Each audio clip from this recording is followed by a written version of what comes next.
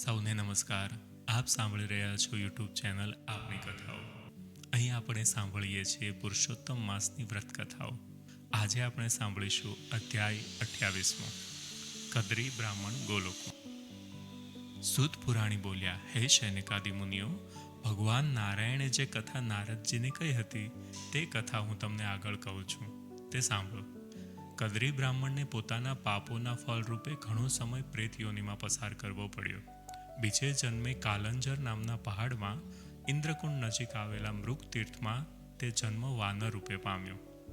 આ વાત સાંભળી નારદજીને શંકા થતા તેમણે ભગવાન નારાયણને પૂછ્યું, આ દુષ્ટાત્માને પ્રેત યોનિમાં રહ્યા પછી આવા પવિત્ર સ્થળે શાથી જન્મ થયો?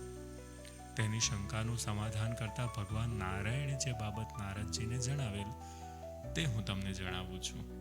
કદ્રી બ્રાહ્મણ પાપાત્મા હતો, છતાં તેનાથી એક પુણ્યનું કાર્ય થઈ ગયું હતું. પુરુષોત્તમ માસમાં એક વૈશ્ય દંપતીએ વ્રત લીધું હતું. તેનું ઉત્થાપન હતું. તે વખતે બીજા બ્રાહ્મણોની સાથે ધનનો લોભ કરીને તે ગયો હતો. અનાયાસે તેનાથી શ્રી પુરુષોત્તમ ભગવાનની પૂજાના દર્શન થવાથી આ પુણ્ય બળે તે આ સ્થાનમાં વાનર તરીકે અવતાર પામ્યો હતો. ભગવાન શ્રી રામે લંકામાં રાવણનો વધ કર્યો. પછી તેમણે મદદ કરનાર વાનરોને આશીર્વાદ આપતા જણાવેલ કે તમે જ્યાં જશો ત્યાં તમને ફળ ફૂલ મળી રહેશે. ત્યાંના વૃક્ષો ફળ ફૂલથી લાદેલા રહેશે. અહીં પણ ફળ ફૂલનો તોટો ન હતો, પણ કદ્રી બ્રાહ્મણ જે વાનર રૂપે જન્મેલ તેને પિત્તની પીડા પેદા થઈ હતી, જેથી તે ફળો ખાઈ શકતો ન હતો. આથી તેનું શરીર અશક્ત થવા માંડ્યું.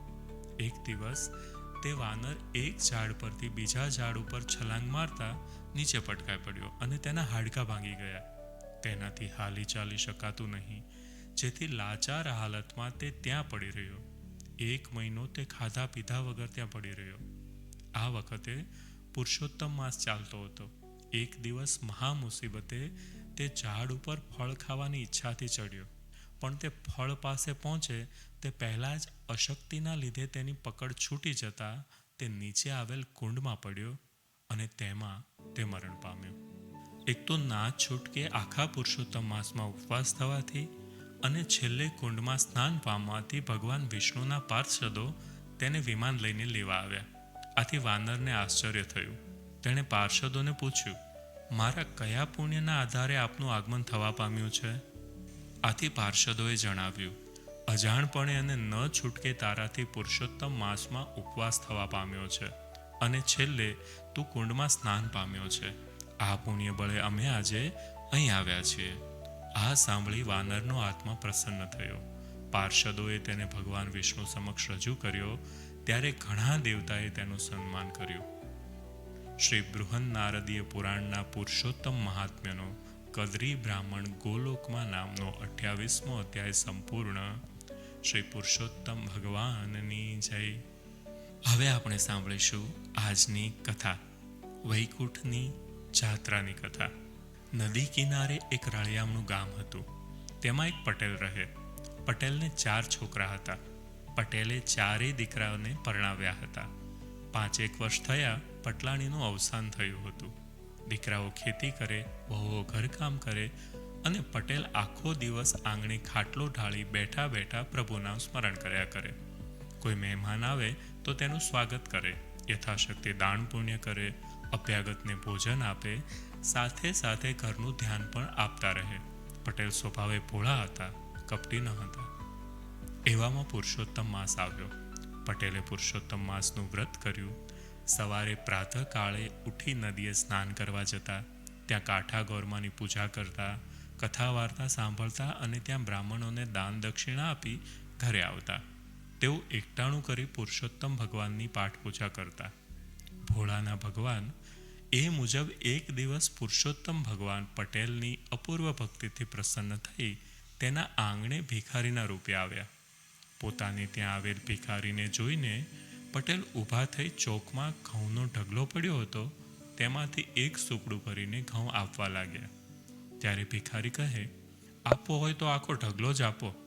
પટેલ પણ પાછા પડે તેવા ન હતા. તેઓ બોલ્યા, જા ભાઈ, આ આખો ઢગલો તારો.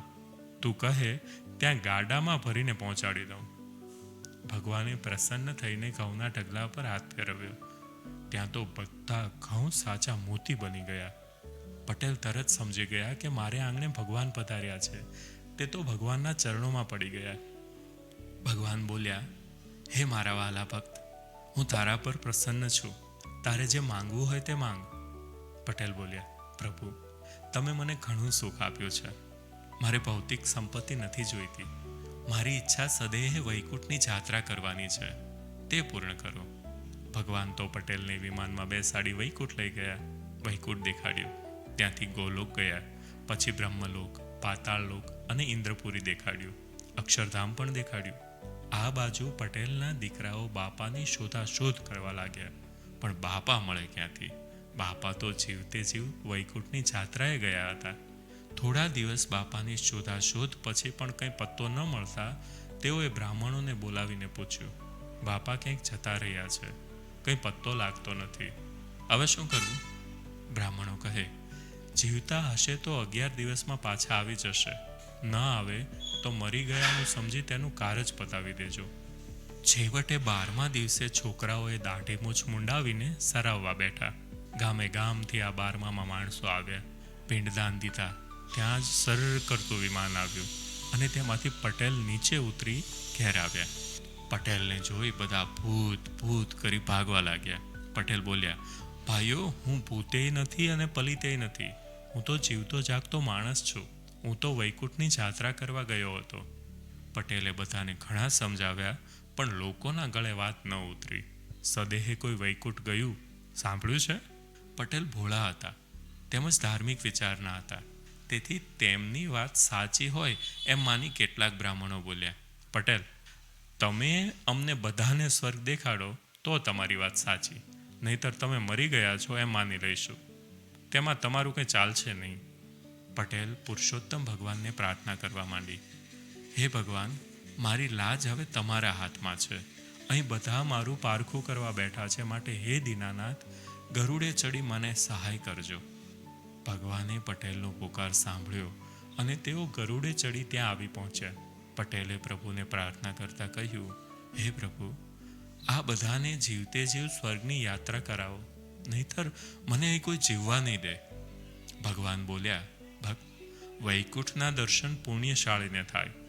ભક્તની જીદ આગળ ભગવાને નમતું ઝૂક્યું ને બોલ્યા, ભક્ત, તમે ગરુડના પગ પકડો, બીજાઓ તમારા પગ પકડે, ત્રીજો બીજાના પગ પકડે, એમ જેને જેને વૈકુંઠ આવવું હોય તે આવે. ભગવાને ગરુડને ઉડવાની આજ્ઞા કરી કે પટેલે ગરુડના પગ પકડી લીધા. બ્રાહ્મણે પટેલના પગ પકડ્યા. આમ પટેલ અને 7 બ્રાહ્મણો આકાશમાં ઉડ્યા. જીવતે જીવ વૈકુંઠ જોવા મળશે તે આશાએ બધાના આનંદનો પાર નથી. જે બ્રાહ્મણે પટેલના પગ પકડ્યા હતા તેને લાડવા બહુ ભાવે.